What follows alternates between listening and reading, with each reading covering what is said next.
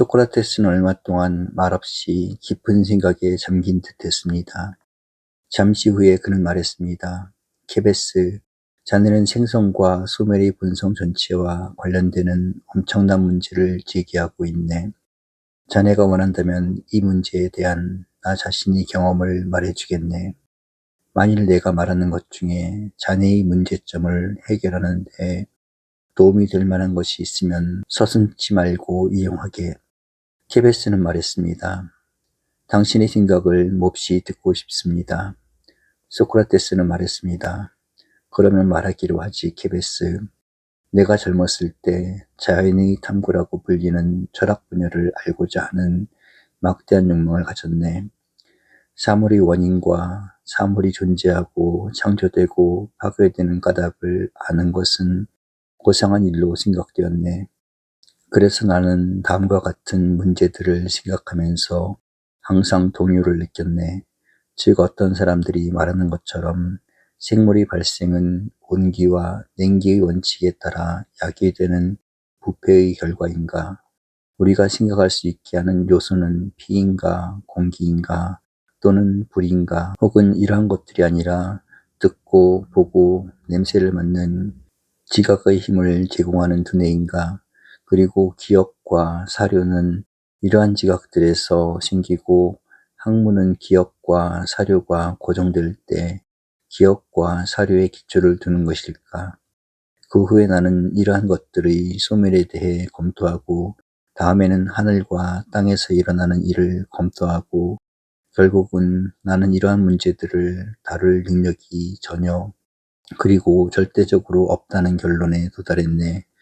이 점은 앞으로 자네가 만족할 만큼 증명하겠네. 나 자신과 다른 사람들이 잘 알고 있는 것 같던 일들에 대해서도 눈이 어두워져서 갈피를 잡지 못할 정도로 나는 이러한 문제들에 심취했기 때문이었네.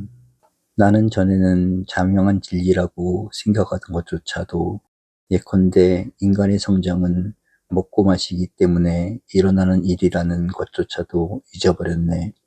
음식의 소화로 살이 불어나고 뼈가 굵어지고 신체의 다른 부분에도 같은 성질의 요소가 증가하면 체중이 적은 사람은 체중이 불어나고 키가 작은 사람은 키가 커지기 때문일세.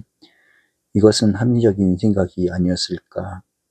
네, 그렇게 생각합니다. 라고 케베스는 말했습니다. 자, 그러면 다른 문제를 말하기로 하세. 한때 나는 더 큰 것과 더 작은 것의 의미를 잘 알고 있다고 생각했네. 그래서 나는 키가 큰 사람이 키가 작은 사람 옆에 서 있는 것을 보면 한 사람이 다른 사람보다 머리 하나만큼 크다고 생각했네. 또는 어떤 말은 다른 말보다 크다고 생각했네. 그리고 더 나아가서 10은 8보다 둘이 많고 둘은 하나의 배이기 때문에 2큐빗은 1큐빗보다 많다는 것은 분명하다고 생각했네. 그러면 이러한 것에 대해 지금은 어떻게 생각합니까? 하고 케베스는 물었습니다. 소크라테스는 대답했습니다. 맹세코 하는 말이지만 이러한 것들의 원인에 대해서 내가 안다는 것은 상상하기조차 어려운 형편이네. 왜냐하면 하나에 하나를 더할 때 원래의 하나가 둘이 된다고 볼 수도 없고 덧붙여진 두 단위가 더하기 때문에 둘이 된다고 볼 수도 없기 때문이네. 어떻게 해서 일이 다른 일에서 분리되었을 때는 이가 아니라 일이었던 것이 이제 합쳐졌을 때는 단지 병치하든가 두 개의 일을 합치시키는 것으로 말미암아 이가 되는지 나는 이해할 수 없네. 또한 나는 어떻게 해서 하나를 쪼개면 둘이 되는지도 이해할 수 없네. 이때는 다른 원인에 의해 동일한 결과가 생기기 때문이네. 다시 말하면 앞의 경우에는 이를 1에 더하거나 병치시키는 것이 2가 되는 원인이었는데 이번 경우에는 하나를 다른 하나에서 분리하고 빼는 것이 그 원인이란 말일세. 또한 이제 나는 일이나 다른 어떤 것이 왜 생기고 소멸하고 존재하는지 그 까닭을 알 수 없게 되었고 약간 혼란하기는 하지만 새로운 방법을 모색하고 있어서 다른 방법을 채택할 수 없었네. 그런데 나는 어떤 사람이 아낙사고라스의 책에서 읽었다고 하면서 정신이 모든 것에 질서를 부여하며 만물의 원인이라고 말하는 것을 들었네. 나는 이 사상에 기쁨을 느꼈네. 이 사상은 매우 훌륭하다고 생각되었기 때문이었네. 그리고 정신이 질서를 부여한다면 정신은 만물에 최선의 방법으로 질서를 부여할 것이며 개개의 특수한 것을 가장 좋은 자리에 배치하리라고 나는 생각했네. 그리고 어떤 것이 생생하고 소멸하고 존재하는 원인을 찾아내고자 하는 사람이 있다면 그는 그 사물이 존재하거나 행동하거나 외부 영향을 받는데 최선의 형태가 무엇인지 알아내야 하고, 따라서 인간은 자기나 다른 사람에 대해서 최선의 것만을 고려하면 되며 다음에는 최악의 것도 역시 알아야 하리라고 생각했네. 왜냐하면 동일한 학문이 최선의 것과 최악의 것을 파악하기 때문이네. 따라서 나는 아낙사고라스에게서 내가 바라고 있던 존재의 원인을 가르치는 스승을 찾았다고 생각하고 기뻐했네. 그리고 나는 그가 먼저 지구가 평면인지 원인지를 가르쳐 주리라고 생각했네. 그리고 어느 것이 옳든 간에 그는 이렇게 되는 원인과 필연성을 설명해 줄 것이며, 따라서 그는 나에게 최선의 것의 본성을 가르쳐 주고 이것이 바로 최선의 것임을 보여주리라 생각했네. 그리고 만일 그가 지구는 우주의 중심에 있다고 한다면 더 나아가 그는 이러한 위치가 최선의 것임을 설명해 줄 것이며, 나는 이러한 설명에 만족하고 다른 종류의 원인을 찾지는 않을 것이라고 생각했네.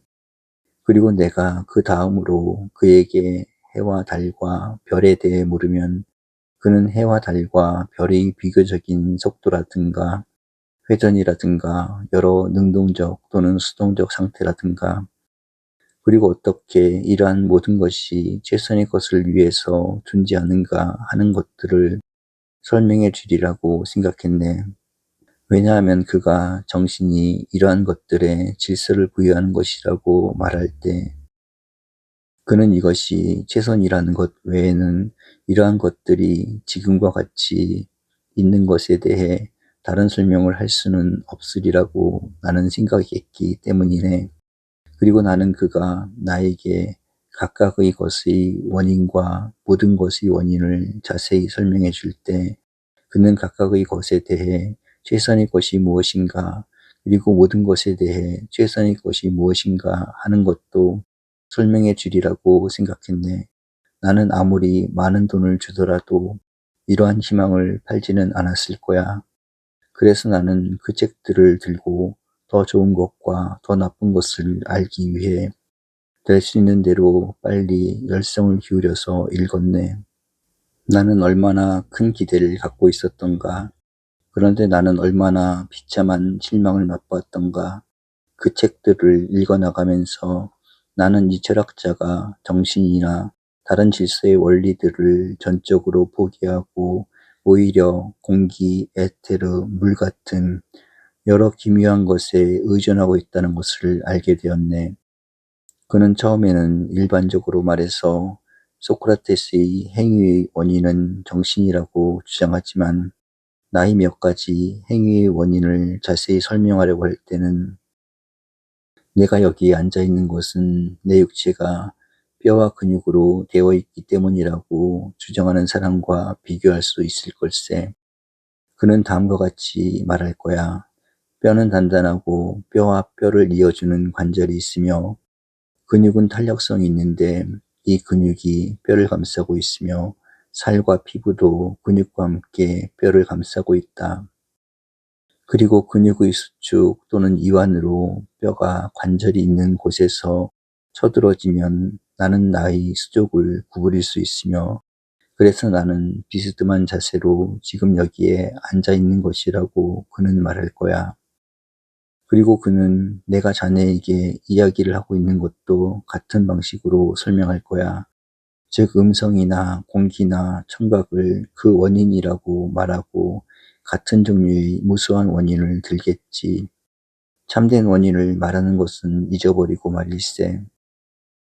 참된 원인은 아테네 사람들이 내게 유죄 판결을 내리는 것이 마땅하다고 생각했고, 또한 나도 여기에 남아있어서 판결에 복종하는 것이 더 좋고 더 올바르다고 생각한 데 있단 말이야.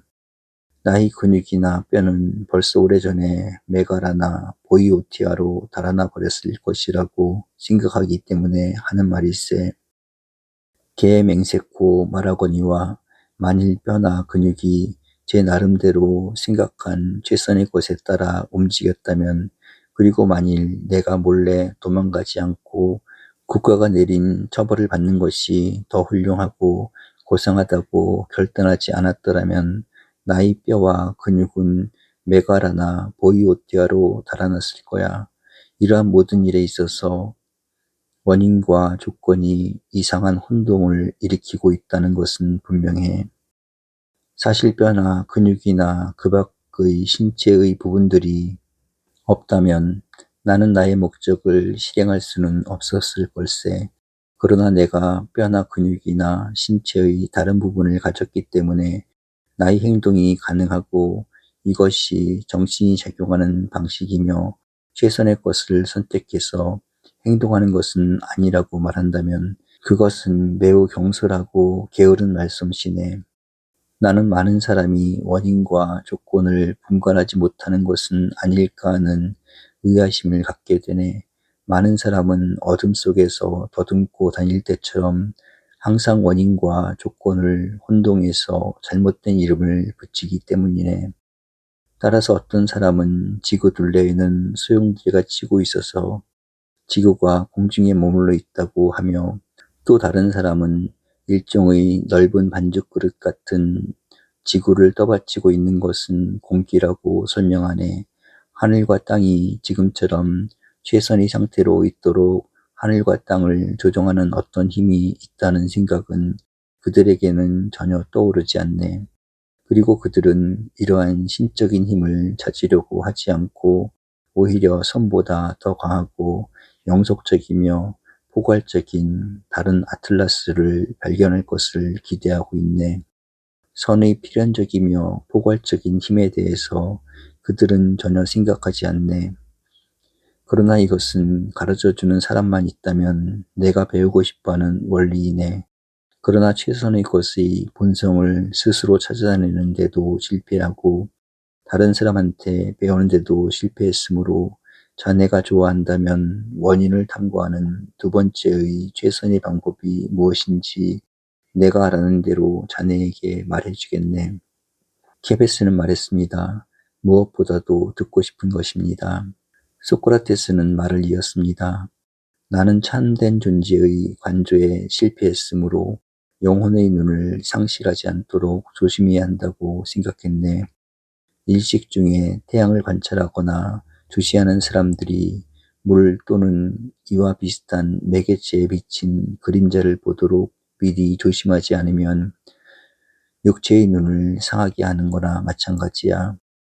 그러므로 나 자신의 경우에도 사물을 내 눈으로 바라보거나 또는 감각의 도움을 받아서 파악하려고 한다면 나의 영혼이 아주 장님이 되어버릴지도 모른다는 것을 두려워했던 거야. 그래서 나는 정신의 세계에 의지하여 거기에서 존재의 진리를 찾는 것이 더 좋겠다고 생각했네. 나는 이 비유가 불완전하다는 것을 알고 있네. 왜냐하면 나는 사유를 매개로 해서 존재를 고찰하는 사람이 행동과 일을 통해 존재를 고찰하는 사람 이상으로 그림자를 통해서 희미하게 본다고 인정할 수는 없기 때문이야. 오히려 이것이 내가 채택한 방법이었네.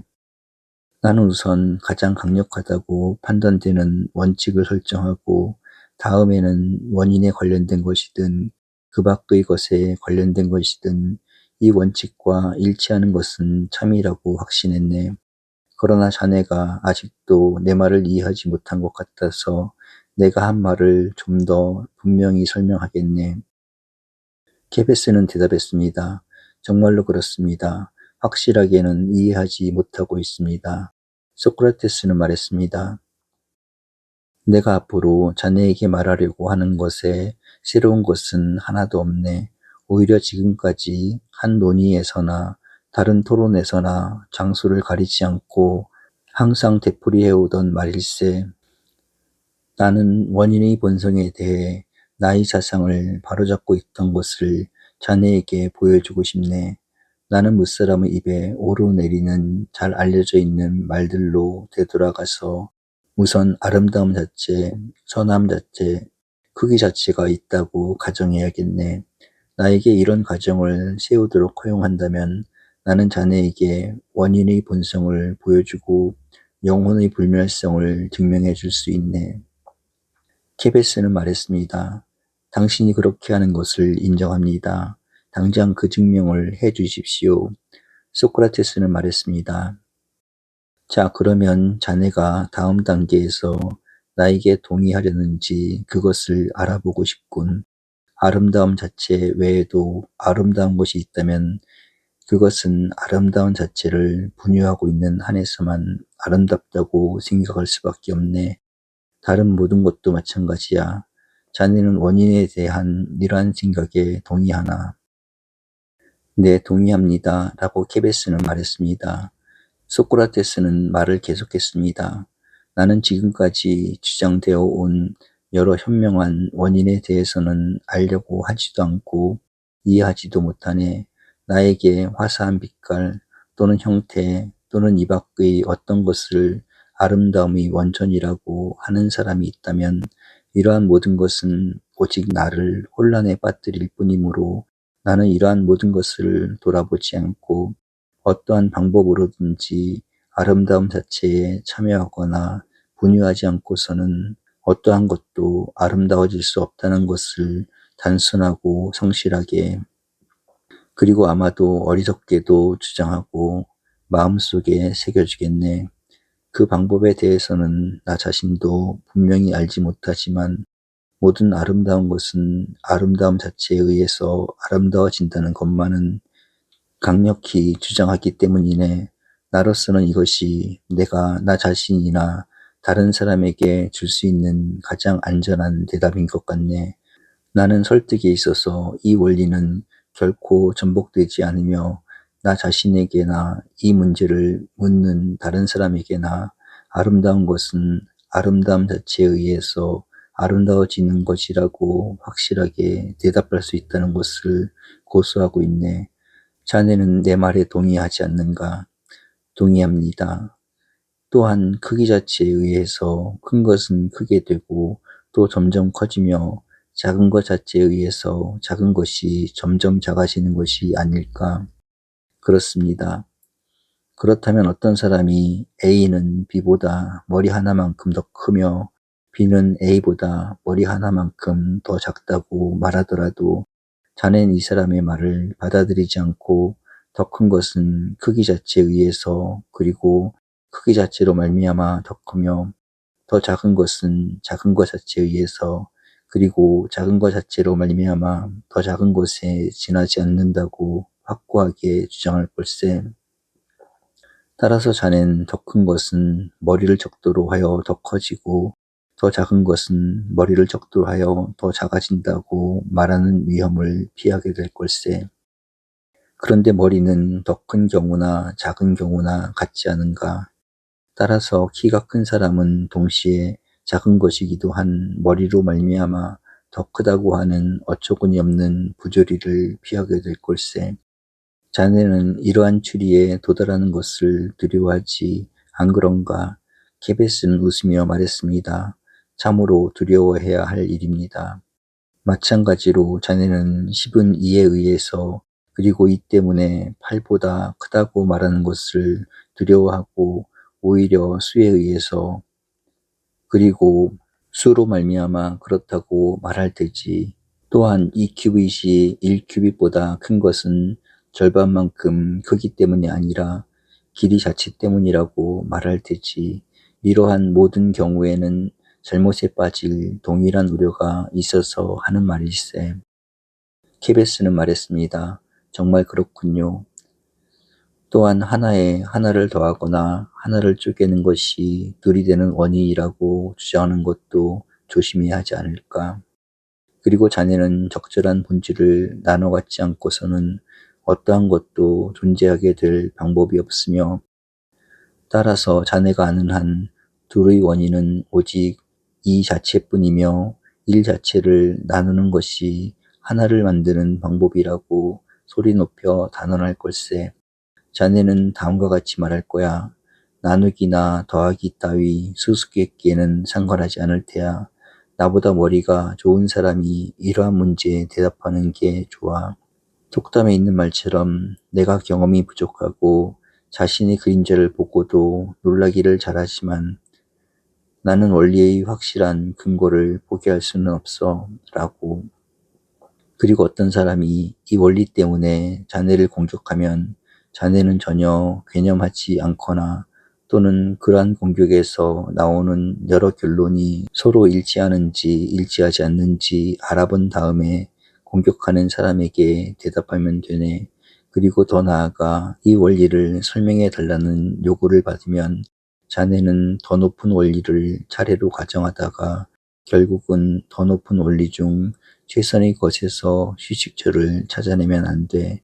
그러나 자네는 농객들처럼 자네의 추리의 원리와 규교를 혼동하지 말게. 적어도 자네가 진정한 존재를 발견하기를 바란다면 말이야. 이런 문제는 전혀 돌보지도 않고 생각하지도 않는 농객들에게 이러한 혼동은 중요하지 않아. 그들은 그들의 사상이 아무리 큰 혼란에 빠지더라도 그들 자신을 즐겁게 만드는 재치만은 갖고 있기 때문이야. 그러나 자네가 철학자라면 자네는 반드시 내 말을 따라야 할 걸세. 당신의 말은 아주 옳은 말입니다. 라고 신미아스와 키베스가 동시에 말했습니다. 그렇군요, 파이돈. 나는 신미아스와 키베스가 동의한 것을 이상하다고는 생각하지 않습니다. 조금이라도 분별력이 있는 사람이라면 소크라테스의 이론이 얼마나 명석한가에 놀라게 될 거예요. 물론입니다, 에케크라테스. 그리고 그때 그 자리에 있던 사람들도 모두 그렇게 생각했습니다. 그렇습니다. 그 자리에는 없었지만 지금 당신이 전하는 말을 듣고 있는 우리도 같은 생각입니다. 그런데 그 다음에는 어떠한 말을 했습니까? 이러한 모든 이론에 찬동하고 따라서 이데아가 존재하며 다른 사물은 이데아를 나눠 갖고 그 이름을 이데아에서 얻는다는데 동의한 다음에는 내 기억이 옳다면 소크라테스는 다음과 같이 말했습니다. 자네가 위에서 말한 이론에 찬성한다면 자네가 심리아스는 소크라테스보다는 크고 파이돈보다는 작다고 말할 때 자네는 심리아스에게는 크기와 작음이 다 있다고 말하는 것이 아닌가. 네, 그렇습니다. 그러나 자네는 아직도 크다는 말이 가진 뜻 그대로 심리아스가 심리아스이기 때문에 사실상 소크라테스보다 큰 것이 아니라 그가 갖고 있는 크기로 말미암아 크다는 것을 인정하고 있네. 심미아스는 심미아스이기 때문에 소크라테스보다 큰 것은 아닌 것처럼 소크라테스는 소크라테스이기 때문이 아니라 그는 심미아스의 크기와 비교할 때 작음을 갖고 있기 때문에 그런 것이 아닐까. 그렇습니다. 그리고 파이돈이 그 크기에 있어서 심리아스를 능가한다면 이것은 파이돈이 파이돈이기 때문이 아니라 오히려 상대적으로 파이돈은 심리아스에 대해 크기를 갖고 있고 심리아스는 비교적으로 더 작기 때문이 아닌가. 그렇습니다. 따라서 심리아스는 크다고 할 수도 있고 작다고 할 수도 있네. 그는 양자의 중간이어서 그의 크기는 한 사람의 작음을 능가하지만 한편 또 한 사람의 크기는 그의 작음을 능가하기 때문이네. 소크라테스는 웃으면서 말을 덧붙였습니다. 나는 마치 책을 쓰듯이 말하고 있군. 그러나 나는 내가 하는 말이 옳다고 믿네. 심미아스가 동의했습니다. 내가 이런 말을 하는 것은 자네가 나와 같은 생각을 갖기를 바라기 때문이네. 크기 자체는 크면서 동시에 작은 것이 될 수 없을 뿐 아니라 우리 속에 있는 크기나 구체적인 크기도 작아진다는 것을 용납하지 않으며 또한 능가하는 것도 용납하지 않을 거야. 이렇게 되는 대신 두 가지 일 가운데 한 가지가 일어날 거야. 곧 더 큰 것은 그 반대물인 더 작은 것 앞에서 달아나거나 비켜나거나 할 것이며 또는 더 작은 것이 접근함에 따라 이미 사라져 버릴 거야. 그러나 작은 것을 받아들이거나 인정한다 하더라도 이것 때문에 다른 것이 될 수는 없을 거야. 마치 내가 심리아스와 비교할 때 작다는 것을 받아들이고 인정한다 하더라도 어제의 나와 변함이 없는 채 여전히 키가 작은 사람인 것과 같아. 그리고 크기의 이데아가 결코 작은 것일 수 없고 또 작은 것이 될 수도 없는 것처럼 우리 속에 있는 작음도 큰 것이거나 큰 것이 될 수는 없네.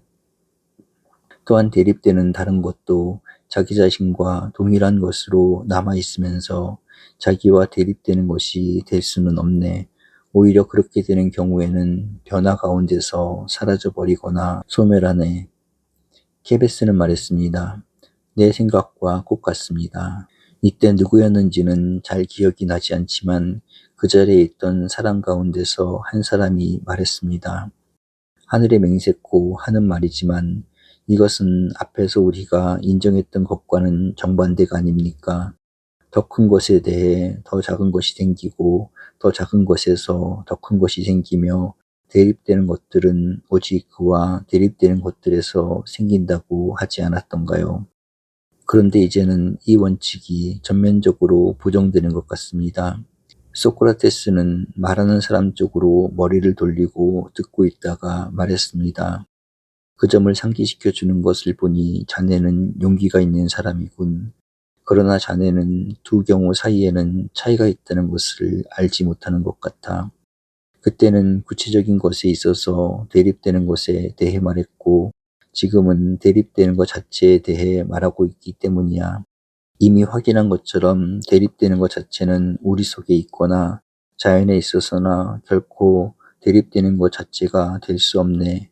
나이벗이여, 그때는 대립되는 것 자체가 내재되어 있어서 대립되는 것에 따라 이름이 붙여진 것들에 대해 말했으나 지금은 그러한 것들에 내재되어 있고 그러한 것들에 명칭을 부여하는 대립되는 것 자체에 대해 말하고 있네. 그리고 우리가 주장한 것처럼 이러한 대립되는 것 자체가 상호간 생성된다는 것은 결코 인정할 수 없을 거야. 말을 마치자 케베스를 바라보며 말했습니다. 케베스, 자네도 이 친구의 반대를 듣고 마음에 동요가 일어났나? 케베스는 말했습니다. 아닙니다. 저는 그렇게 생각하지는 않습니다. 그러나 때로는 반대 의견 때문에 마음의 동요가 일어난 적이 있다는 것을 부정할 수는 없습니다. 소크라테스는 말했습니다. 그러면 결국 우리는 대립되는 것은 어떤 경우에든 결코 자기와 대립되는 것이 될 수 없다는데 동의한 것이 아닌가. 그 점에 대해서는 우리는 전적으로 동의합니다. 라고 케베스는 말했습니다. 그러면 이 문제를 다른 관점에서 다시 한번 고찰해 보기로 하세. 그래서 자네가 내 말에 동의할 수 있는지 알아보기로 하세. 자네가 따뜻하다든가 차다고 부르는 것이 있지. 물론입니다. 그런데 그것들은 불이나 눈 같은 것인가? 분명히 그렇지 않습니다. 열은 불과 다른 것이며 냉기는 눈과 같지 않은 것이란 말이지. 네. 그러면 앞에서 말한 것처럼 눈이 열의 영향을 받고 있을 때 눈이나 열은 눈 또는 열로 그대로 남아있을 수는 없고 열이 접근할수록 눈은 물러나거나 사라져 버린다는 것을 자네는 분명히 인정할 테지. 케베스는 대답했습니다. 물론 그렇습니다. 그리고 열도 냉기가 접근함에 따라 물러나거나 사라져 버릴 거야. 따라서 열이 냉기의 영향을 받고 있을 때 열과 눈은 앞서와 마찬가지로 열과 눈으로 그대로 남아있지는 못할 거야. 그렇습니다. 그리고 어떤 경우에 이데아의 이름은 영원한 관련 밑에서 이데아만 해당되는 것일 뿐 아니라 이데아는 아니지만 이데아의 형태 안에서만 존재하는 다른 어떤 것에도 해당된다고 볼 수 있네. 나는 예를 들어서 이 점을 더 명백하게 설명해야겠네. 홀수에는 항상 홀이라는 말이 붙지. 그렇습니다. 그러나 이것이 홀이라는 말이 붙는 유일한 것인가? 자기 자신의 이름을 갖고 있으면서도 홀수 자체와 같은 것은 아니지만 홀수 자체 없이는 결코 존재할 수 없기 때문에 홀이라는 말이 붙는 다른 것도 있지 않은가? 바로 이것이 내가 묻고자 하는 것일세. 3이라는 수는 홀수에 속하는 것이 아닌가? 게다가 많은 다른 예가 있네. 예를 들면 자네는 3은 그 고유한 명칭으로 부를 수도 있지만 또한 홀수라는 이름으로도 부를 수 있다고 말하지 않겠는가? 그리고 이 말은 비단 3만이 아니라 그 밖에 5와 다른 수의 절반에 대해서도 해당되는 것일세. 이 절반의 수는 각기 홀수 자체는 아니면서도 홀수일세.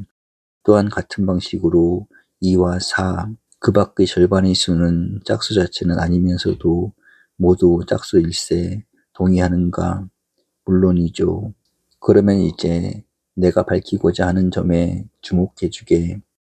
즉 대립되는 것들만이 서로 배척하는 것이 아니라 비록 서로 대립되는 것은 아니더라도 대립되는 것을 내포하고 있는 것은 서로 배척하네. 이러한 것들은 자기 자신 안에 들어있는 이데아와 반대되는 이데아를 배척하며 반대되는 이데아가 접근할 때 이러한 것들은 사라지거나 물러난다고 나는 말하고 싶네. 예를 들기로 하세. 3이라는 수는 3이면서 동시에 짝수가 된다면 그렇게 되자마자 소멸해버리거나 또는 다른 변화를 겪게 될 것이 아닌가. 정말 그렇습니다. 라고 케베스는 말했습니다. 소크라테스는 말했습니다. 그런데 이는 분명히 3과 반대되는 것은 아니지. 반대되는 것은 아닙니다. 그렇다면 반대되는 이데아들만이 서로의 접근을 배척하는 것이 아니라 다른 본성을 가진 것 중에도 대립되는 것들의 접근을 배척하는 것이 있네. 그렇습니다. 라고 케베스는 말했습니다. 소크라테스는 말했습니다. 가능하다면 이러한 것들이 어떠한 성질을 가진 것인지 규정을 내리도록 하세. 좋습니다. 케베스, 이러한 것들은 자기가 소유하고 있는 것들에 대해 자기 자신의 형태만이 아니라 어떤 반대되는 것의 형태도 갖도록 강요하는 것이 아닌가. 무슨 뜻입니까? 내가 방금 말한 바 있고 자네도 분명히 알고 있을 테지만 3에 포섭되는 것들은 수에 있어서 3일 뿐 아니라 또한 홀수여야만 한다는 뜻이네. 물론 그렇습니다.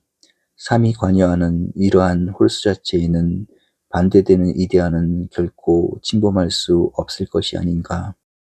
침범할 수 없습니다. 그리고 이러한 관여는 홀수의 원리로 말미암아 가능하겠지. 네. 그리고 홀수와 짝수는 반대되는 것이지. 그렇습니다. 그러면 짝수의 이데아는 3에는 결코 도달할 수 없을 것이 아닌가. 그렇습니다. 그러면 3은 짝수와는 관련이 없는 것이 아닌가. 전혀 관련이 없습니다. 그러면 3개나 3이라는 수는 짝수가 아니지. 물론 그렇습니다. 그러면 내가 아까 무언가 대립되는 것은 아니면서도 거기에 들어있는 대립되는 것을 용인하지 않는 것이 있다고 한 말로 되돌아가세. 앞에 든 예에서 본 것처럼 3은 짝수에 반대되는 것은 아니면서도 짝수를 절대로 용인하지 않고 항상 짝수는 반대쪽에서 활동하네. 또한 이는 홀수를 받아들이지 않고 불은 냉기를 받아들이지 않네.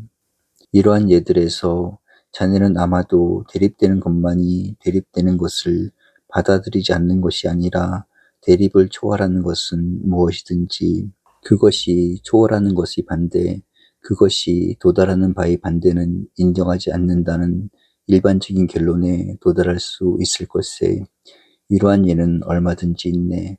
그리고 여기서 요점을 되풀이해서 말하겠네.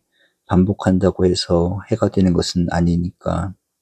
오는 짝수의 성질을 받아들이지 않으며 마찬가지로 오의 배수인 십은 홀수의 성질을 받아들이지 않을 걸세. 배수는 또 다른 대입되는 것을 갖고 있고 엄격하게 홀수에 반대되는 것은 아니지만 그럼에도 전적으로 홀수를 배척하네. 또한 2분의 3 또는 2분의 1이나 3분의 1 등 분수는 정수와 반대되는 것이 아님에도 전체의 개념을 받아들이지 않을 거야. 동의하겠나? 네, 전적으로 찬성하며 이 점에서는 당신을 따르고 있습니다. 라고 케베스는 말했습니다. 소크라테스는 말했습니다. 그러면 처음부터 다시 시작하세. 그리고 자네는 질문에 대답할 때 내가 질문의 순말을 사용하지 않도록 하게. 나는 처음에 내가 말한 오래되고 안전한 대답을 다시 듣고 싶지는 않네. 오히려 또 다른 안전한 대답, 즉 방금 말한 것에서 자네가 진리를 찾아낸 대답을 듣고 싶네.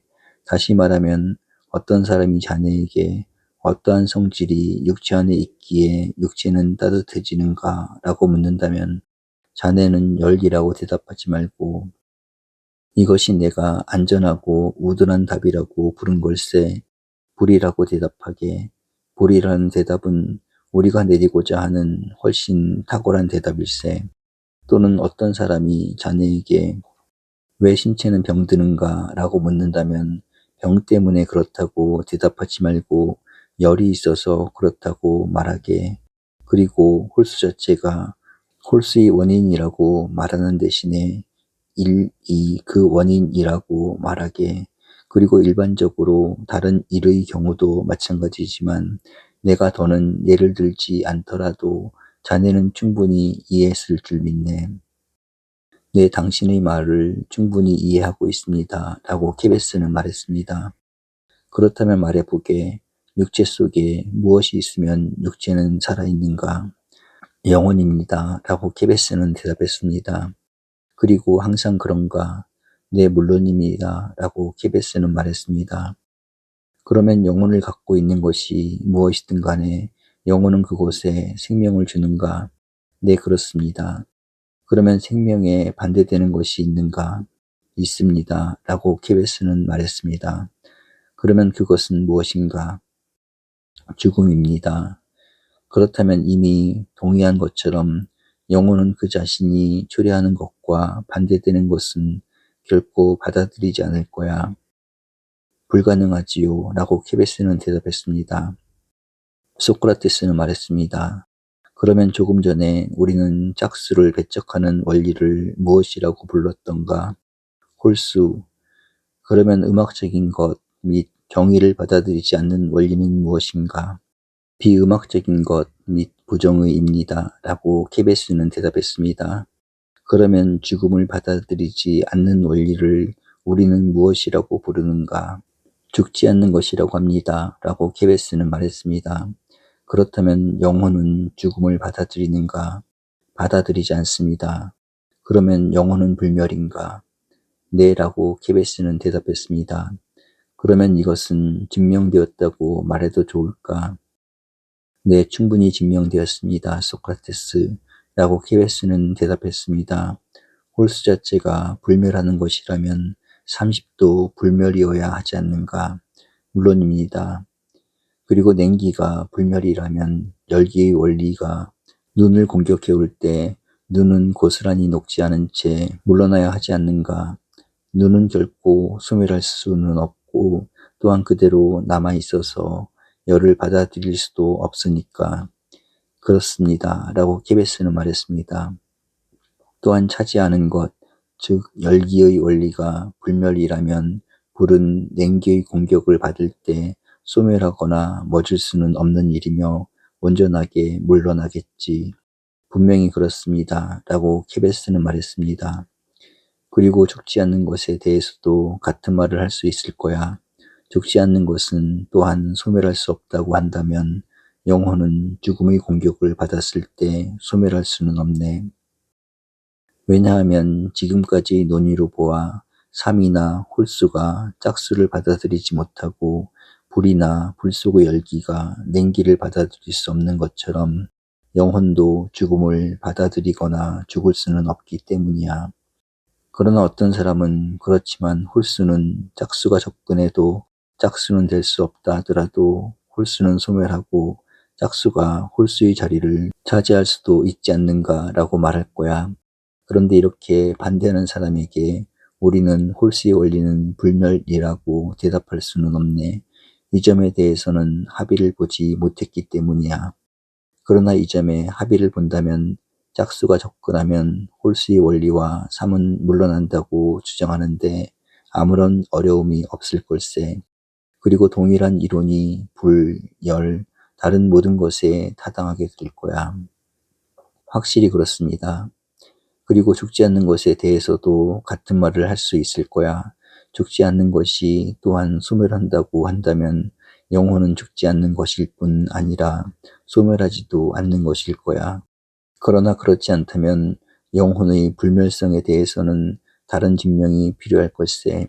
케베스는 말했습니다. 다른 증명은 필요하지 않습니다. 영원하기 때문에 죽지 않는 것이 소멸된다면 불멸하는 것은 하나도 있을 수 없기 때문입니다. 소크라테스는 대답했습니다. 그렇지.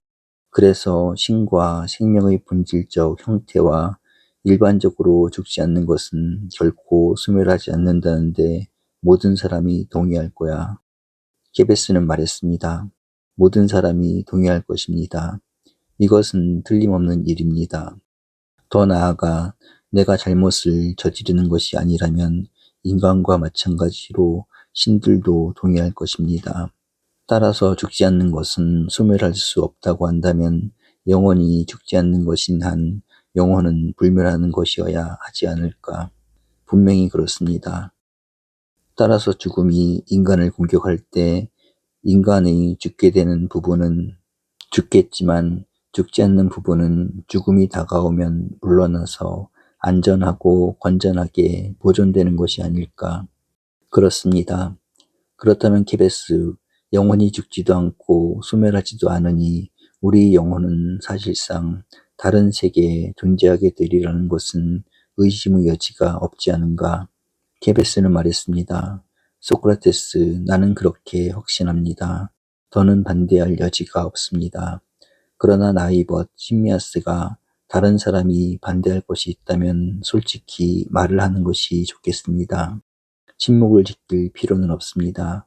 할 말이 있거나 듣고 싶은 말이 있다면 토론을 다른 기회로 미룰 수는 없기 때문입니다. 심미아스는 대답했습니다. 나도 더는 할 말이 없습니다.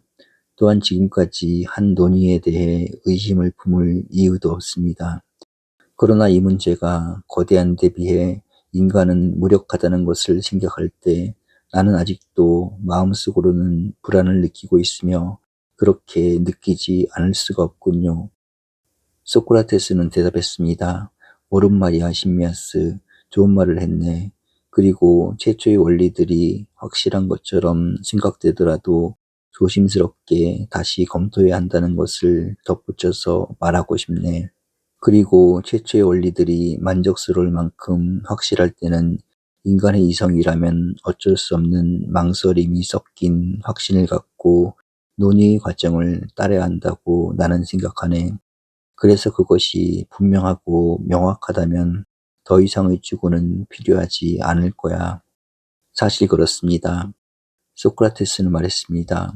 오 나이 벗들이여, 그렇지만 영혼이 정말로 죽지 않는다면 생애라고 부르는 시기를 위해서만이 아니라 영원을 위해서 영혼을 알뜰하게 돌봐야 하지 않겠는가. 그리고 이러한 관점에서 볼 때 영혼을 소홀히 다룸으로써 생기는 위험은 참으로 엄청날 거야. 죽음이 모든 것이 종말이기만 하다면 아기는 죽으면서 유리한 흥정을 할 거야. 아기는 행복한 마음으로 육체와 작별할 뿐 아니라 그 영혼과 함께 그 자신의 죄악과도 영영 작별하게 될 테니까. 그러나 영혼이 분명히 죽지 않는다면 최고의 덕과 지혜에 도달하지 않고서는 악에서 해방되고 구원된다는 것은 불가능해. 왜냐하면 영혼은 저승으로 갈 때 교양과 교육 외에는 아무것도 갖고 가지 못하기 때문이야.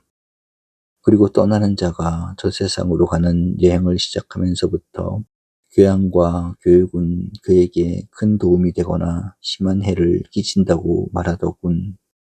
세상 사람들의 말에 따르면 죽은 다음에는 그가 살아있을 때 속해 있던 각자의 수호신이 그를 죽은 자들이 함께 모여있는 어떤 곳으로 인도하고 거기서 심판을 받은 후에 이 세상에서 저 세상으로 인도하는 일을 맡은 안내자를 따라 저승으로 간다는 거야. 그리고 거기서 마땅히 당해야 할 일을 당하며 지정된 시간만큼 머물러 있노라면 시간의 많은 주기가 지난 다음에 다른 안내자가 그를 다시 이 세상으로 데리고 온다는 거야. 그런데 아이스킬로스가 탈레포스에서 말한 것처럼 저 세상으로 가는 길은 외길도 고든 길도 아니야. 만일 그렇다면 안내자는 필요하지 않을 걸세. 길을 잃는 사람은 하나도 없을 테니까. 그러나 지상의 상거리가 있는 곳에서 저승의 신들에게 드리는 제사나 공양을 보고 내가 추측한 바에 따르면 이 길은 갈린 길도 많고 꼬불꼬불한 길일세. 현명하고 단정한 영혼은 고든 길을 따라가며 주위 환경도 알게 되네. 그러나 육체를 갈망하고 내가 앞에서도 이야기한 것처럼 생명 없는 육체와 가시적인 세계의 주위를 오랫동안 떠돌던 영혼은 여러 번 반항을 하고 또 여러 번 고난을 겪은 후에야 간신히 그것도 수호신이 강제로 끌고 가게 되네. 그리고 다른 영혼들이 함께 모여있는 곳에 이 영혼이 도착했을 때 이 영혼이 불순하며 불의의 살인이나 이와 비슷한 죄 또는 이러한 영혼들이 함직한 범죄행위 따위의 불순한 행동을 했다면 모든 영혼은 이 영혼을 피해서 달아나 버리네. 아무도 이 영혼과 동반하지 않고 아무도 안내해주지 않으며 일정한 시간이 다 찰 때까지 이 영혼은 홀로 극단적인 부름 가운데서 허덕여야 하며 기한이 다 차면 억지로 이 영혼에 합당한 곳에 태어나게 되네. 한편 일생 동안 신들과 함께 있으면서 신의 지도를 받은 순수하고 올바른 영혼도 적당한 집을 차지하게 되네. 그런데 어떤 이름 없는 사람이 내게 들려준 말을 믿는다고 하면 지구에는 이상한 곳이 많으며 사실상 그 성질이나 그 크기에 있어서 지구는 지리학자들이 생각하는 것과는 아주 다른 것일세. 무슨 뜻이지요, 소크라테스라고 심리아스가 물었습니다. 나도 지구에 대한 설명은 여러 번 들었지만 당신이 믿고 있는 이론에 대해서는 들은 바가 없어서 몹시 듣고 싶습니다. 소크라테스는 말했습니다. 심미아스, 내가 글라우코스의 재주를 가졌더라면 자네에게 이야기해 줄 수 있으련만 하기는 글라우코스의 재주라 하더라도 내 이야기의 진실성을 입증할 수 있을는지 의심스럽긴 하지만 나 자신은 그 진실성을 결코 입증할 수 없네. 그리고 내가 입증할 수 있다 하더라도 심미아스 설명이 끝나기 전에 내 생애가 끝날까봐 두렵네. 그러나 내가 생각하는 대로 지구의 형태와 여러 형태들을 설명해 보겠네. 심미아스는 말했습니다. 그것으로 충분합니다. 소크라테스는 말했습니다. 그렇다면 좋아. 내 확신은 이렇다네. 지구는 하늘의 중심에 있는 둥근 천체이며 따라서 공기나 다른 유사한 힘이 지탱해 줄 필요는 없네. 오히려 주변의 하늘이 균등하고 지구 자체가 균형을 이루고 있기 때문에 지구는 그 자리를 지키고 떨어지거나 어느 쪽으로 기우는 일이 없는 것일세. 균형을 이루고 있으면서 동등하게 퍼져 있는 것이 중앙에 자리 잡고 있는 것은 조금이라도 한쪽으로 기울어지는 일이 없고 항상 같은 상태에 있으며 빗나가는 일이 없을 것이기 때문이네. 이것이 내가 믿는 첫째 것일세. 확실히 옳은 생각입니다. 라고 심미아스는 말했습니다.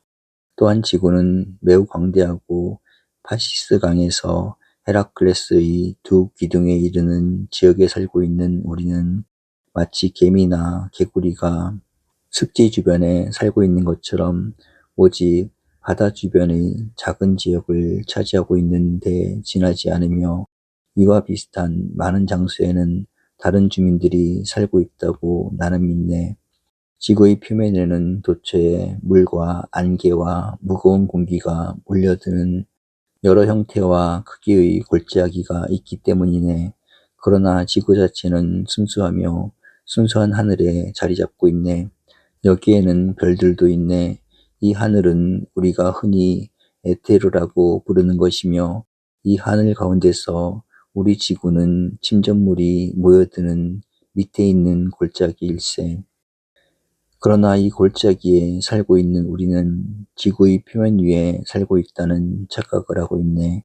이것은 마치 해저에 사는 생물이 자기는 물의 표면에 살고 있고 바다는 그것을 통해 해와 기타 별들을 보는 하늘이라고 생각하는 것과 같으며 허약하고 우둔한 탓으로 표면으로 떠올라간 적이 한 번도 없고 대지가 그가 사는 세계보다 얼마나 순수하고 아름다운지 물 위로 고개를 들어서 보았거나 심지어 보고 온 자에게 들은 적도 없는 것과 마찬가지네. 이것이 바로 우리 저지네. 우리는 지구의 골짜기에 살면서 표면에 살고 있다고 생각하기 때문이야. 그리고 우리는 공기를 하늘이라고 부르고 이 하늘 속에서 별들이 움직인다고 상상하고 있네. 그러나 사실은 우리가 허약하고 우둔하기 때문에 공기의 표면에 도달하지 못하고 있는 거야. 만일 어떤 사람이 외부의 한계에 도달하거나 새의 날개를 달고 정상까지 이른다면 물 밖으로 고개를 내밀고 이 세상을 바라보는 물고기처럼 저 세상을 바라볼 수 있을 것이며 인간의 본성에 저 세계를 볼 수 있는 능력이 있다면 저 세상에는 참된 하늘과 참된 빛과 참된 땅이 있음을 알게 될 거야. 대지와 돌 그리고 우리를 둘러싸고 있는 모든 지역은 마치 바닷속에서는 모든 것이 소금물 때문에 썩는 것처럼 더럽혀지고 썩었기 때문이네. 그리고 바닷속에는 고상하고 완전한 성장도 없고 오직 동굴과 모래와 무한한 진흙밭이 있을 뿐이며 해안이라 할지라도 이 세상의 아름다운 경치와는 비교도 되지 않네. 하물며 우리가 사는 이 세상은 저 세상과 비교할 것도 없을 것이 아닌가. 시미아스, 대지의 위와 하늘 밑 사이에 있는 것에 대해서 나는 매혹적인 이야기를 자네에게 들려줄 수 있고 이것은 들을 만한 값어치가 있는 이야기일세. 신미아는 대답했습니다. 소크라테스, 우리는 그 이야기를 듣고 싶습니다. 소크라테스는 말했습니다. 나의 친구여, 그 이야기는 이렇다네. 첫째로 지구는 위에서 바라보면 여러 가지 빛깔을 칠한 12조각의 가죽으로 된 줄무늬가 있는 공처럼 보이네. 그리고 지구상에서 화가들이 쓰고 있는 빛깔은 바로 그 견본이라고 할 수 있네. 그러나 저 위에 있는 땅은 그러한 빛깔로 가득 채워져 있는데 그 빛깔은 이 세상의 빛깔보다 훨씬 밝고 환하네. 거기에는 놀라운 자주색의 광택이 있고 찬란한 황금빛이 있으며 흰빛은 지구의 백악이나 눈보다도 더 희네. 그 땅은 이런 빛깔과 다른 빛깔로 되어 있으며 그 빛깔들은 인간의 눈이 일찍이 본 어느 빛깔보다도 그 수에 있어서 더 많고 또 훨씬 아름답네. 공기와 물로 가득 차 있는 이 골짜기. 나는 이 골짜기에 대해 지금까지 말해왔네. 이 골짜기는 독특한 빛깔을 갖고 있어서 여러 빛깔들 속에서 번쩍이는 광선처럼 보이고 따라서 그 전체는 변화 가운데 통일성이 깃들어 있는 단일하고 연속적인 모습을 나타내고 있네. 그리고 나무, 꽃, 과실 등 아름다운 지역에서 자라나는 모든 것도 역시 세상에 있는 것보다 더 아름답네. 거기에는 언덕도 있고 이 언덕에는 돌들이 있는데 이 돌들은 이 세상에서 진귀한 것으로 여겨지는 에메랄드나 홍옥이나 백옥이나 기타 다른 보석보다 더 부드럽고 투명하며 그 빛깔이 더 아름답네. 이 세상에 있는 보석들은 저 세상에 있는 돌들의 조각에 지나지 않아. 거기에 있는 돌들은 이 세상의 보석과 다름이 없고 또 더 아름답기 때문이야. 그 이유는 거기에 있는 돌들은 순수하고 이 세상의 보석처럼 이 세상에 엉겨붙는 썩은 염분으로 더럽혀지거나 썩지 않은 데 있네. 이 염분은 동물이나 식물과 마찬가지로 땅과 돌도 추하고 병들게 만드는 것이네. 이 돌들은 저 세상의 보석이고 저 세상의 대지도 금과 은 등으로 장식되어 있어서 번쩍번쩍 빛나며 이 보석들은 햇빛 속에 드러나 있고 큼직하고 풍부하며 어디에나 있기 때문에 저 세상을 바라보는 사람들을 황홀하게 만드네. 그리고 거기에는 동물과 인간도 있는데 일부는 내륙에 살고 있고 일부는 우리가 바닷가에 살고 있듯이 공기 주변에서 살고 있네. 또 일부는 대륙 가까이 있어서 공기가 그 둘레로 흐르고 있는 섬에 살고 있네. 요컨대 마치 우리가 물과 바다를 이용하는 것처럼 그들은 공기를 이용하며 에테르는 그들에게 있어서는 이 세상의 공기와 같네. 게다가 그곳의 계절은 병을 일으키지 않으며 따라서 우리보다 훨씬 오래 살고 공기가 물보다 더 순수하고 에테르가 공기보다 더 순수한 것과 마찬가지로 그들의 시각, 청각, 후각을 비롯한 다른 감각은 훨씬 더 완전하네. 또한 거기에는 신들이 실제로 살고 있는 신정과 성지가 있어서 그들은 신들의 목소리를 듣고 신들의 대답을 얻으며 신을 알고 신들과 사귀고 있네. 그리고 그들은 해와 달과 별의 참모습을 보며 이 밖의 온갖 행복을 누리고 있네. 이것이 대지 전체의 본성이며 지구를 둘러싸고 있는 것들의 본성일세. 그리고 지구 표면에는 돛주에 있는 골짜기에 따라 여러 지역이 갈라지는데 이 골짜기 중에는 우리가 사는 골짜기보다 더 깊고 넓은 곳도 있고 더 깊기는 하지만 그 면적이 좁은 곳도 있으며 더 얕기는 하지만 더 광활한 것도 있네. 모든 골짜기에는 그 밑으로 허다한 구멍이 뚫려 있고 거기에는 지구의 내부로 이어지는 넓고 좁은 통로들도 있으며 이 통로들은 서로 연결되어 있네. 이 통로로 마치 큰 대야에 물이 넘나들듯이 큰 물줄기가 흘러나오고 흘러들어가며 끊임없이 흐르는 강들의 거대한 지하의 흐름이 있고 뜨거운 물과 찬물이 솟아나오며 큰 불과 불의 대하와 묽기도 하고 진하기도 한 흙탕물의 흐름, 마치 시칠리아의 흙탕물 강과 그 뒤를 따르는 용암의 흐름 같은 흐름이 있네. 그리고 이러한 것들이 흘러가는 지역은 이것들로 가득 차 있네. 그리고 지구의 내부에는 진동 또는 동요가 있어서 이러한 모든 것을 항상 위아래로 움직이게 하는데 그 원인은 다음과 같네. 지구의 모든 틈 중에서 가장 넓게 갈라진 틈이 바로 지구 전체를 관통하고 있기 때문일세. 이것은 호메로스가 다음과 같은 말로 묘사한 틈일세. 멀리 멀리 지하의 가장 깊은 심연이 있는 곳에. 그리고 호메로스는 이것을 다른 곳에서 타르타로스라고 불렀고 많은 다른 시인들도 이렇게 불렀네. 그리고 이러한 동요는 이 틈으로 흘러들어가고 흘러나오는 강물 때문에 일어나며 이 강물들은 각기 그것이 흐르는 토지의 성질을 갖게 되네. 그리고 강물이 늘 흘러들어가고 흘러나오는 이유는 이 액체를 머물게 할 하천 바닥이나 기반이 없어서 흔들리면서 위아래로 물결치고 그 주변의 바람과 공기도 마찬가지로 동요하기 때문일세. 바람과 공기도 물을 따라 위아래로 여기저기로 땅 위를 떠돌아다니네. 마치 호흡을 할 때 공기가 항상 들어왔다 나갔다 하는 것과 똑같네. 그리고 물을 따라 안팎으로 동요하는 바람은 저항하기 어려울 만큼 무서운 돌풍을 일으키네.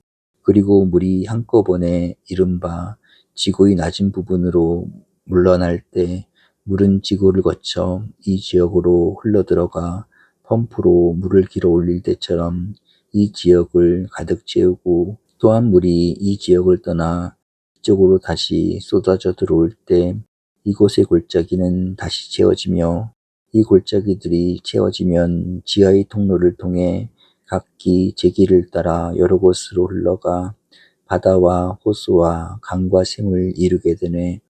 그 후 물은 땅 밑으로 흘러 들어가는데 어떤 것은 많은 지역을 오랜 시간에 걸쳐 감돌고, 어떤 것은 더 적은 지역을 멀지 않은 곳으로 감도네. 그리고 다시 물은 타르타로스로 떨어지는데 어떤 것은 지상에 솟아 나오기 이전의 위치보다 훨씬 낮은 곳에서, 또 어떤 것은 그다지 낮지 않은 곳에서 떨어지지만 결국 모두 지상으로 솟아나온 위치보다는 어느 정도 낮은 위치일세.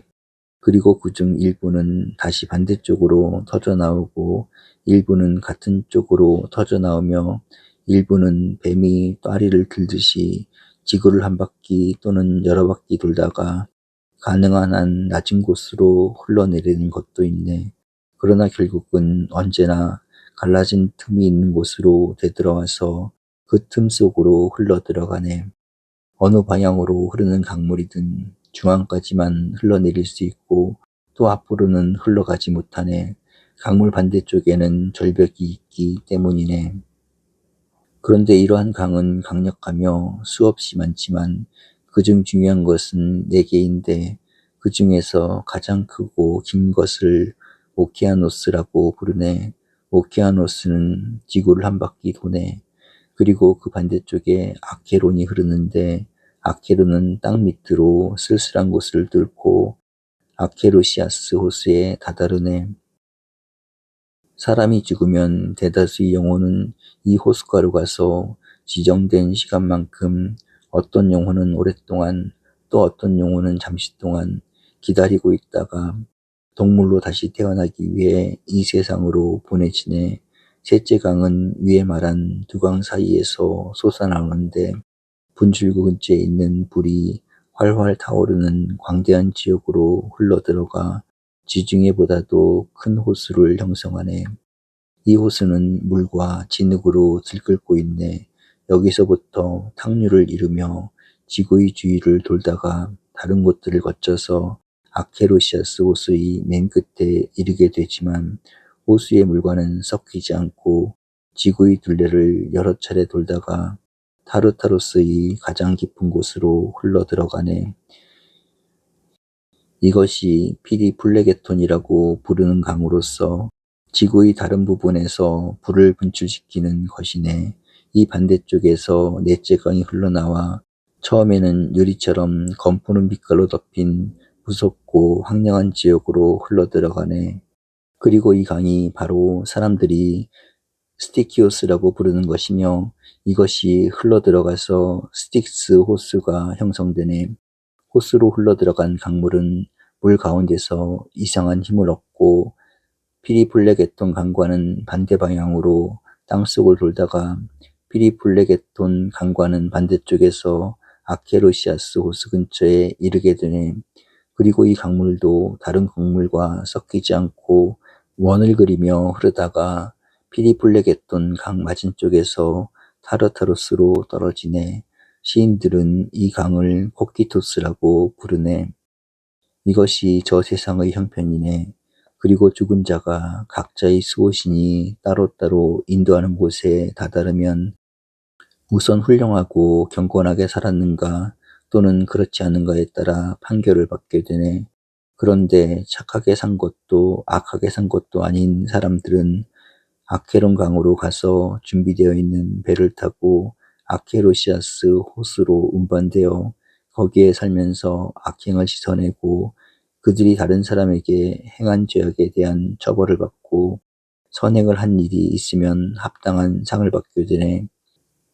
그러나 그들의 죄가 너무 커서 도저히 구원을 받을 수 없는 사람들, 성물에 대해 빈번하고 무서운 모독을 가한 자, 더럽고 무도한 살인자 등은 타르타로스로 던져지고 다시는 나오지 못하는데 이것은 그들에게 합당한 운명이라고 할 수 있네. 또한 큰 죄를 짓기는 했으나 구원받을 여지는 있는 사람들, 예컨대 순간적인 분노로 말미암아 아버지나 어머니에게 폭행을 했으나 여생을 줄곧 후회하며 지낸 사람들이나 이와 비슷한 처지에서 살인을 한 사람들은 타르타로스로 던져져서 1년 동안 고통을 받지만 1년 뒤에는 물결이 그들을 밀어내주네. 단순한 살인자는 코키토스 쪽으로, 아버지나 어머니를 살해한 자는 피리플레게톤 쪽으로 가네. 또 그들은 아케로시아스 호숫가로 보내져 여기서 목청을 높여 그들이 죽였거나 악을 가한 희생자들의 이름을 부르며 그들을 가엾게 여기고 친절을 베풀어서 호수에 들어갈 수 있도록 도와달라고 애걸하게 되네. 그리고 만일 그들이 애원이 받아들여지면 그들은 그곳에서 나와 고통을 면하게 되네.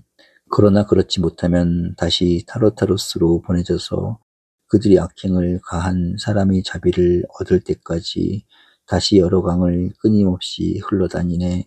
이것이 그들의 재판관이 내린 판결이기 때문이야. 뛰어나게 거룩한 생활을 한 사람들은 이 지상의 감옥에서 풀려나 저 세상에 있는 순수한 집으로 가서 더 순수한 땅에서 살게 되네. 이 사람들 가운데서 철학을 통해 자기 자신을 올바르게 정화한 사람들은 그 후부터는 전혀 육체 없이 아주 아름다운 집에서 살게 되네. 이 집을 설명한다는 것은 쉽지 않고 게다가 지금은 설명할 시간도 없는 것 같네. 그런데 신미아스, 앞에서 말한 모든 것을 생각할 때 우리는 이 인생에서 덕과 지혜를 얻기 위해 못할 일이 없지 않은가? 보상은 아름답고 희망은 크지 않은가? 분별력이 있는 사람이라면 내가 앞에서 영혼과 그 집에 대해 설명한 것이 꼭 사실이라고 말해서는 안 되며 또한 나 자신도 확신하는 것은 아니네. 그러나 영원히 죽지 않는 것임이 증명된 이상 그는 앞에서 말한 것이 옳다고 생각하는 모험을 하더라도 타당하지 못하거나 가치없는 일은 아니라고 나는 말하겠네. 모험은 유쾌한 것인 만큼 그는 이러한 말로써 스스로를 위안해야 할 거야. 내가 길게 이야기한 까닭도 여기에 있네. 그러므로 육체의 쾌락과 장식은 그에게는 이질적인 것이고 유익하기보다는 오히려 해가 된다고 하여 이를 물리치고 지식의 쾌락을 추구해온 사람은 자기 자신의 영혼에 갈채를 보내도 좋다고 나는 말하고 싶네. 그리고 이러한 사람은 자기 영혼을 이질적인 장식물이 아니라 영혼 자신의 보석, 즉 절제와 정의와 용기와 숭고함과 진리로 단장해온 것이네. 이러한 것으로 장식되었기 때문에 영혼은 때가 오면 서슴지 않고 저승으로 가는 여행에 나서게 되네. 신미아스와 케베스여, 자네들과 다른 모든 사람도 언젠가는 떠나야 하네. 비극 시인이 말하는 것처럼 운명의 소리가 이미 나를 부르고 있네. 곧 나는 독약을 마셔야 하네. 그래서 우선 나는 여자들이 내가 죽은 다음에 내 시체를 싣느라 고생하지 않도록 목욕을 하는 것이 좋겠어. 소크라테스가 말을 마치자 크리톤은 말했습니다. 그러면 소크라테스, 우리에게 부탁할 말은 없나? 자녀에 대해서나 우리가 해줄 수 있는 다른 문제에 대해서든지. 소크라테스는 대답했습니다. 크리톤, 특별히 부탁할 것은 없네. 오직 한 가지, 내가 자네들에게 늘 말한 것처럼 자기 자신을 돌보게, 그렇게 하겠다고 약속하든 않든 간에 이것이 나와 나의 가족과 우리 모두에게 이바지 않은 길일세.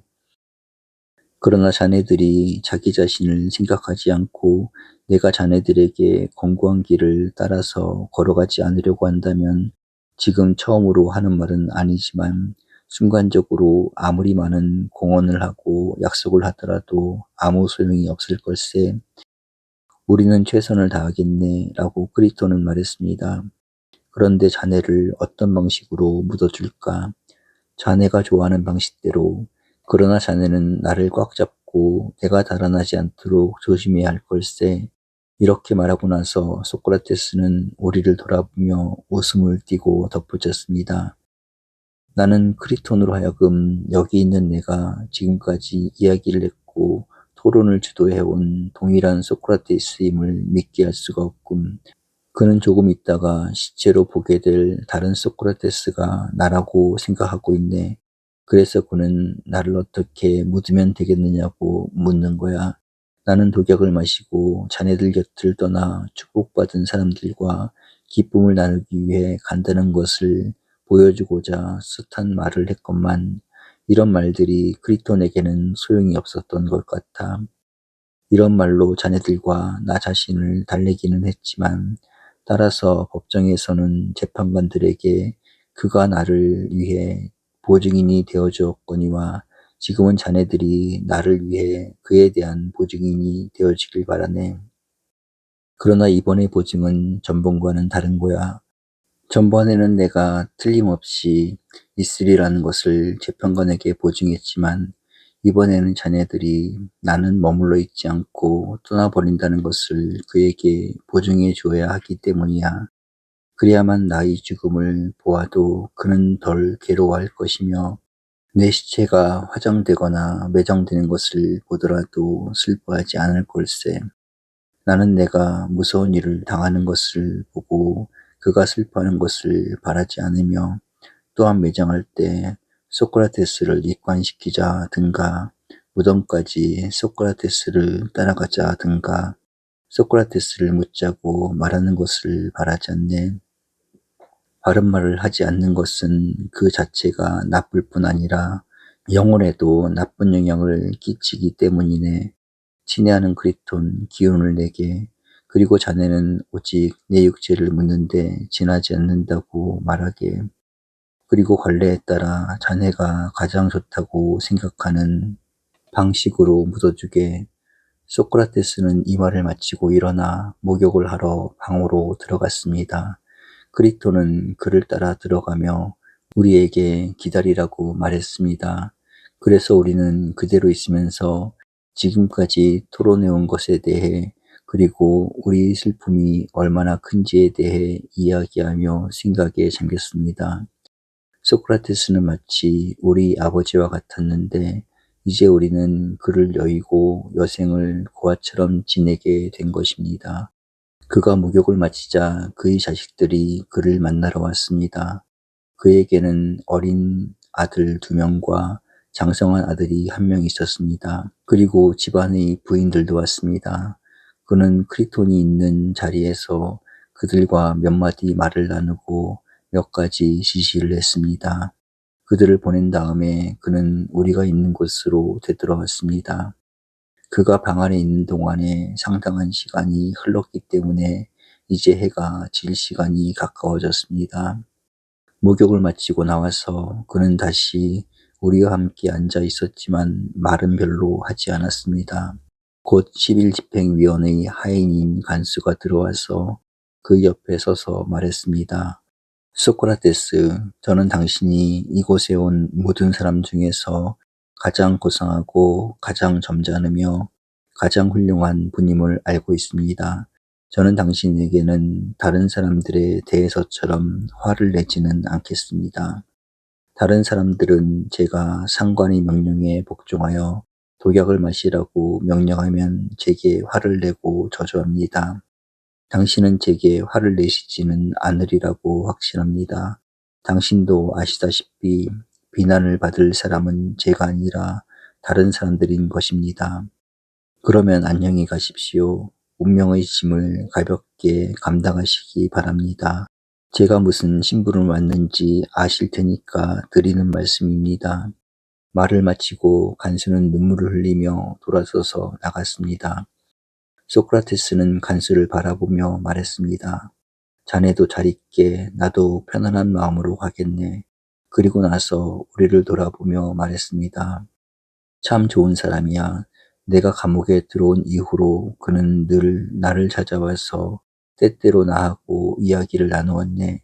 그는 참으로 나에게 친절했어.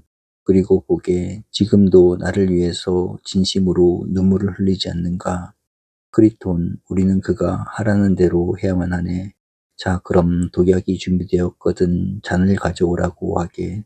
아직 준비가 안 되었으면 담당자에게 준비하라고 하게. 클리톤은 말했습니다. 그러나 태양은 아직도 산마루에 있네. 그리고 대부분의 사람들은 시간이 훨씬 지난 다음에야 약을 마신다는 것을 나는 알고 있네. 약을 마시라는 통고를 받은 후에도 먹고 마시며 사랑하는 사람과 함께 즐기네. 서두르지 말게. 아직도 시간은 충분하네.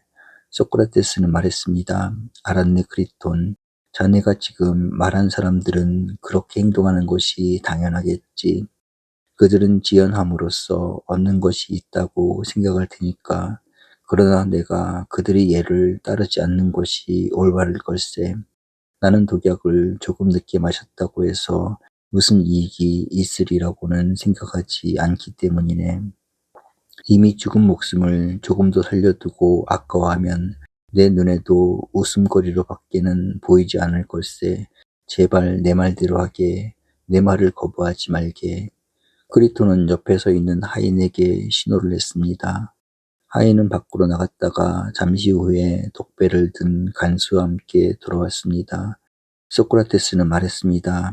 나의 좋은 친구여, 자네는 이 일에 경험이 많을 테니 내가 어떻게 하면 되는지 가르쳐주게. 간수는 대답했습니다. 다리가 무거워질 때까지 걷기만 하면 됩니다. 다리가 무거워지면 누우십시오. 독약이 효과를 내기 시작할 것입니다. 말을 마치자 그는 잔을 소크라테스에게 주었습니다. 에키크라테스, 소크라테스는 태어나고 온화한 태도였고 조금도 두려운 빛을 나타내지 않았으며 안색이나 표정이 변하지도 않았습니다. 그는 평상시와 마찬가지로 눈을 크게 뜨고 간수를 바라보며 잔을 들고 말했습니다. 이 잔에서 어떤 신에게 헌주를 하면 안 될까? 가능한가? 아닌가? 간수는 대답했습니다. 소크라테스, 우리는 적당하다고 생각하는 양만을 준비합니다. 소크라테스는 말했습니다. 알았네. 그러나 이 세상에서 저 세상으로 가는 여행이 편안하도록 신에게 기도는 드릴 수 있을 테고 또 기도를 드려야만 해. 이것을 기도드리자 내 기도대로 이루어지리이다. 그리고 나서 잔을 입술에 대고 그는 아주 태연하고 유쾌하게 독약을 마셨습니다. 그런데 이때까지 우리는 대부분 슬픔을 억누를 수 있었습니다.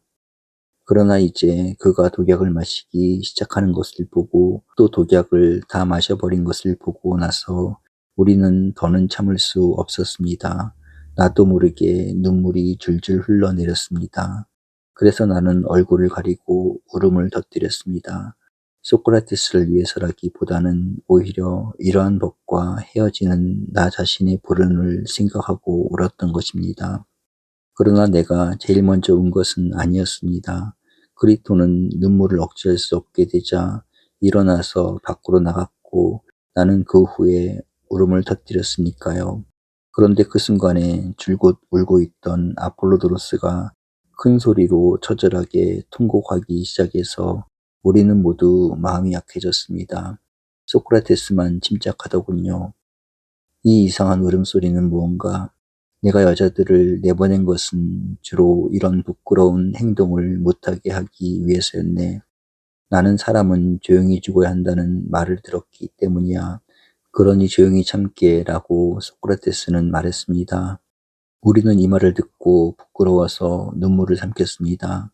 그는 이리저리 걸어 다니다가 다리의 힘이 없어지기 시작한다고 말하고는 들어 누웠습니다. 간수가 가르쳐준 대로 한 것입니다. 소크라테스에게 독약을 준 간수는 가끔 그의 다리와 발을 바라보았습니다. 그리고 잠시 후에 간수는 그의 발을 세게 누르면서 감각이 있느냐고 소크라테스에게 물었습니다. 그는 없다고 대답했습니다. 간수는 그 다음에 다리를 눌러보고 차츰 위로 올라가면서 눌러보더니 몸이 차가워지고 굳어진다고 신용으로 알려주었습니다. 그리고 소크라테스 자신도 이것을 느끼고 말했습니다. 독이 심장에까지 미치면 마지막이네. 하반신이 차가워지기 시작했을 때 소크라테스는 얼굴을 가린 것을 들치고 말했습니다. 그는 얼굴을 가리고 있었습니다. 이것이 그의 마지막 말이었습니다. 크리톤, 나는 아스클레피오스에게 닭 한 마리를 빚졌네. 기억해 두었다가 빚을 갚아주겠나? 라고 그는 말했습니다. 꼭 갚아주겠네. 더 할 말이 없나? 라고 크리톤이 말했습니다. 이 물음에는 대답이 없었습니다. 그러나 1, 2분 후에 몸이 약간 움직였습니다. 간수가 얼굴을 가린 것을 벗겨냈습니다. 소크라테스의 눈은 움직이지 않았습니다. 크리톤은 그의 눈을 감기고 입을 다물게 했습니다. 에케크라테스, 이것이 우리 벗의 최후였습니다. 이 벗에 대해서 나는 진심으로 당대에 내가 알고 있는 모든 사람 가운데서 가장 현명하고 가장 올바르고 가장 훌륭한 사람이었다고 말할 수 있습니다.